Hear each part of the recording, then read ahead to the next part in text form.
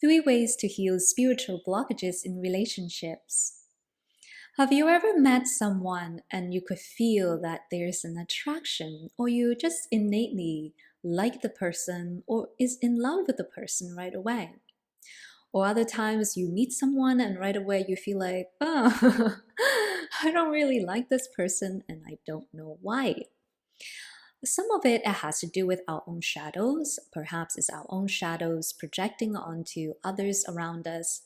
But there's also a more unseen force and energetic aspect to attraction and relationships.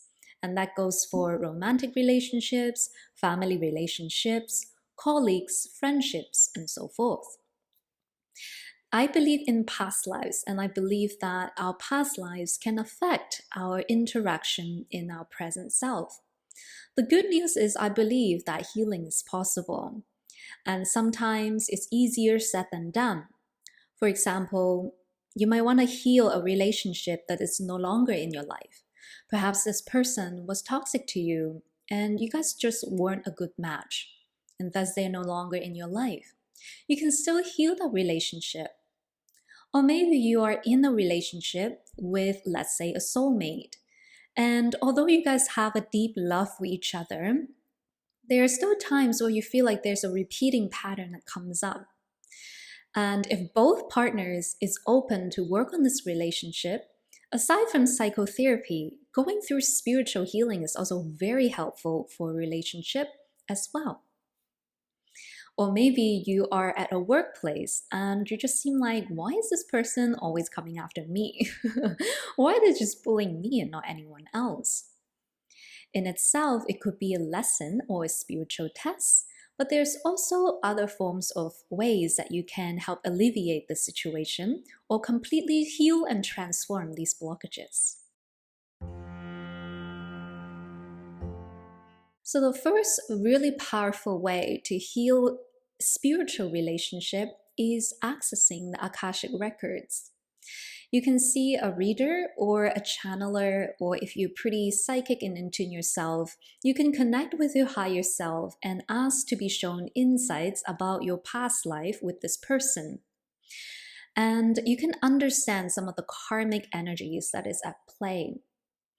And of course, there's like a lot of areas that we need to heal, and I'll use myself as an example so that it can help you perhaps understand how to navigate these blockages.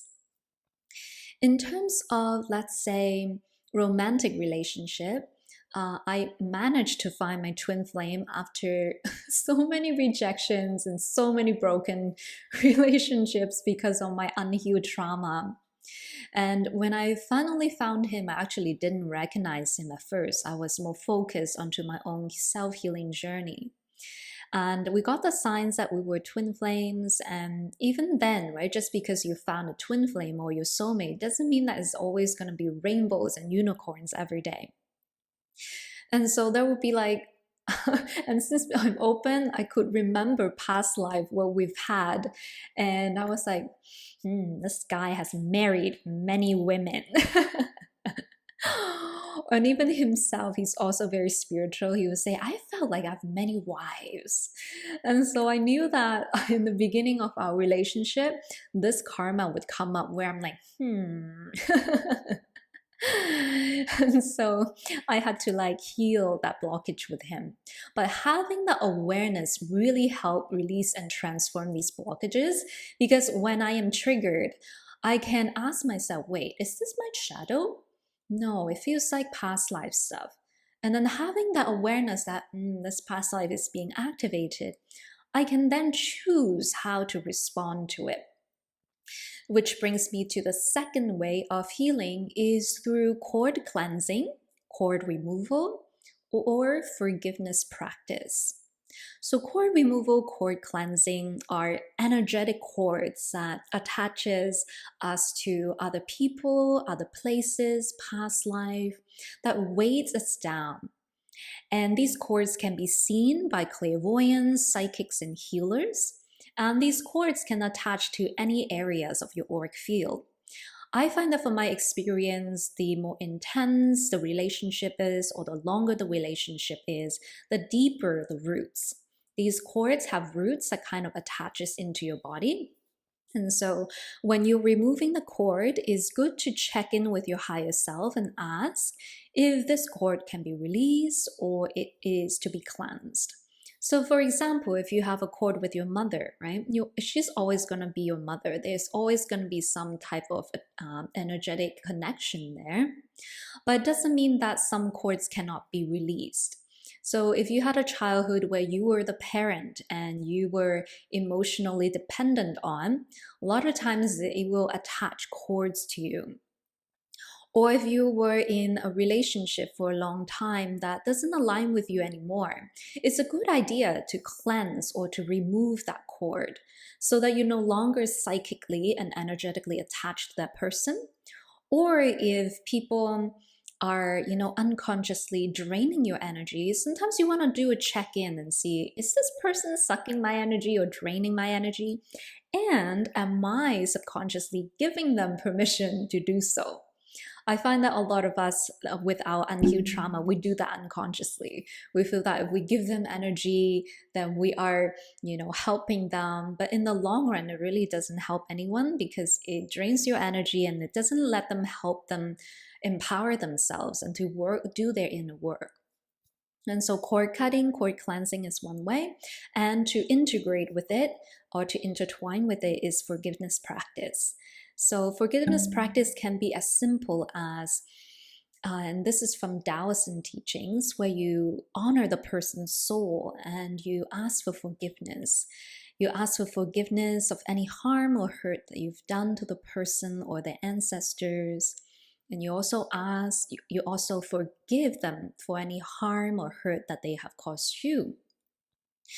And so allowing yourself to release yourself from this karmic pattern, because forgiveness stops the wheel of karma. Forgiveness really let you gain your power back from a situation.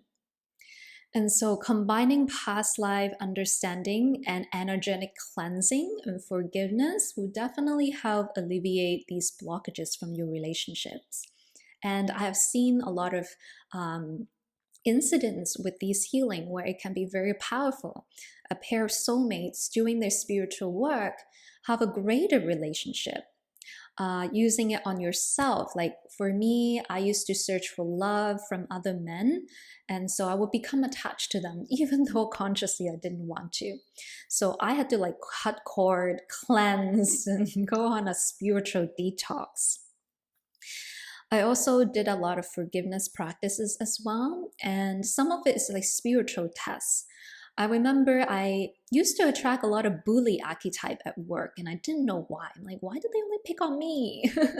Why don't they go pick on someone else? And first of all, it was my chakra. I had an underactive throat and solar plexus chakra. So who do I attract the most? People with super open throat and solar plexus chakra.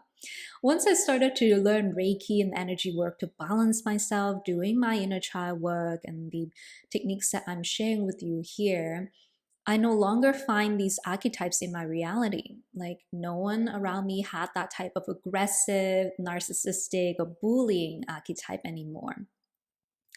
And so I know that firsthand experience, and from observing and helping others, these modalities sound so simple, but simplicity is close to source and can be very powerful.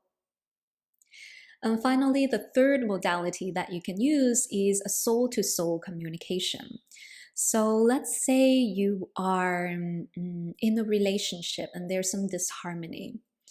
If talking to the person in their human self is not working, there's only so much you can do, right? And so it would be a good idea to just speak directly to their higher self. Not to say that you are disrespecting their human self, but if the love and the message cannot get through because of their ego, right, or their own trauma, you can still offer love to their soul because we are all one, we are all connected. And so you can connect in a prayer, right? You can say, Dear Source, you can invite archangels and the Buddha to come, whichever master of light that you like to work with. And then you say, Dear so-and-so's soul, I'm so sorry for the hurt and harm I'm causing you. So sorry that we feel this way. Please forgive me. And you really just want to have a heart-to-heart conversation with the higher self. I had to distance myself from some relationships that were just not allowing me to be my best self. There was a lot of drama, there was a lot of toxicity. And although I loved the person, I just couldn't handle it. It was so bad that I started puking when the person would call me. And it was such a hard decision, but I just had to distance myself from the person. And in that case, I was feeling so guilty for a year and 2 years later. And I would speak to their higher self all the time to ask for forgiveness. I'm so sorry I let you down. Please forgive me. I've done my best. I've tried my best. And when I'm communicating with their higher self, I didn't feel any malicious energy from their higher self. It is almost as if their higher self understood. I was beating myself over it still, and one day I just had a dream where in the dream I saw that person, and my guides told me that's how they are with everyone, it's not just you. And then something shifted in that dream. I no longer feel that guilt that was weighting me down. Also, and at times when I tried to ruminate and go back, I would feel like a wall blocking me from going back. And so your soul communication practice will help. Like, it has helped me. And I always like to share what has helped me and what I've tested and Tiffany approved to hopefully help you on your journey as well. And so to recap, here's the 3 ways that I like to use to heal relationship blockages. Of course, there's more ways than these ones, but these are the most profound transformation that I've experienced and by observing my clients' journeys. So first thing, Akashic records, right? Healing and understanding the Akash, understanding past lives. Number 2, cord cutting or cleansing, forgiveness practice. And then number 3, soul-to-soul communication. So I hope that this gives you some insights and maybe some inspiration or ideas to go and to work on some of the disharmony in your relationship.